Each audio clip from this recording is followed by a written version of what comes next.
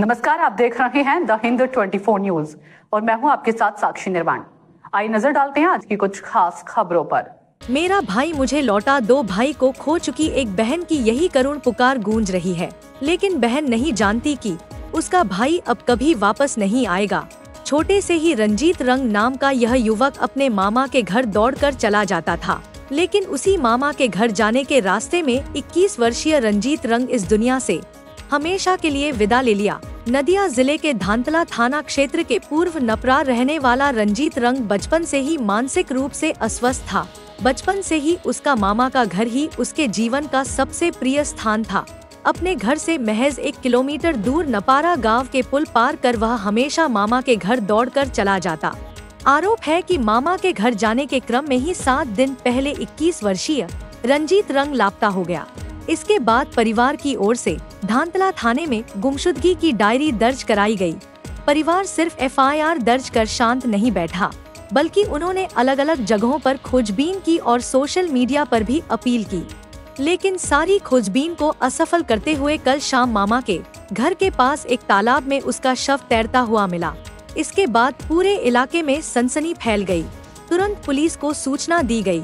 खबर मिलते ही धांतला थाने के ओसी कौशिक कर के नेतृत्व में पुलिस बल मौके पर पहुंचा और शव को तालाब से बरामद किया। पहले उसे अरंगहाटा प्राथमिक स्वास्थ्य केंद्र ले जाया गया और बाद में धांतला थाने लाया गया। आज शव को पोस्टमार्टम के लिए रानाघाट पुलिस मोर्चरी भेजा गया है। पोस्टमार्टम रिपोर्ट आने के बाद ही धांतला थाना पुलिस रंजीत रंग की मौत की असली वजह की जांच शुरू करेगी। কি হয়েছিল এটা বলবেন? এক সপ্তাহ থেকে ও হারিয়ে গেছিল, ঠিক আছে। তো ওকে পাইনি, থানায় ডায়েরি করেছিলাম। এবার থানারও তো কোনো দোষ নেই। এবার যদি নিজের ঘরের পাশে কেউ মারা যায়, এখানে পুলিশের তো কোনো দোষ নেই, ঠিক আছে। লাগিয়ে আমি দুঃখিত যে আমার ছেলেটা মারা গেছে, এখানে পুলিশের কোনো ভূমিকাই নেই। ও কি নাম ছিল ওর? রণজিৎ রঙ্গ। কতদিন থেকে নিখোঁজ ছিল? এক সপ্তাহ। শুনেছিলাম যে আপনারা ফেসবুকেও অ্যাড দিয়েছিলেন যে ওকে খুঁজে পাওয়া ছিল না, নিখোঁজের। তার থেকে কোনো খোঁজ পাননি? না। কখন দেখলেন আজকে এই অবস্থায়? আজকে তো বিকেল 6টা নাগাদ দেখেছি। কে খবর দিল আপনাদেরকে? খবর দিয়েছে গ্রাম প্রতিবেশী। এমনি কি ও সুস্থ স্বাভাবিক ছিল? না না, ওর নার্ভের ডিস্টার্ব ছিল ছোটবেলা থেকেই। হ্যাঁ। পড়াশোনা করতো? না না, পড়াশোনা করতো না। 10 বছর ধরে ডাক্তার দেখান। ঠিক আছে, আমরা পিজিতে নিয়ে যেতাম, ওকে ডাক্তার দেখিয়েছি, ঠিক আছে। কি হয়েছিল একটু বলবেন? ওই দৌড়ে মাঝে মাঝে আসতো, আসি আমার দিদির বাড়ি আসতো, আমাদের বাড়ি যাইতো।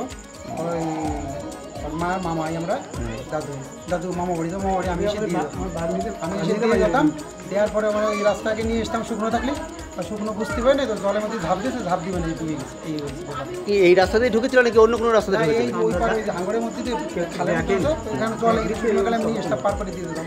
আমি শুকনো নেই, জলের ভিতরে ঝাঁপতেছে মানে আর ডুবে গেছে। এখানে একটু গর্ত আছে, পাটকাট ছিল জাগ দিয়ে তলায় ডুবে গেছে। সাথে মাত্র জানে না ওই ওর কি কোনো অসুখ ছিল নাকি? কোনো অসুখ ছিল? অসুখ ছিল, পাগলা টাইপের একটু ছিল। আচ্ছা আচ্ছা। চিকিৎসা হচ্ছে, কলকাতা নিয়ে যায় ওষুধ খাইয়ে। তো আগে যে ছিল দোকানের থেকে ছিঁড়ে নিয়ে যেত, ডালগুলা ভেঙে যেত।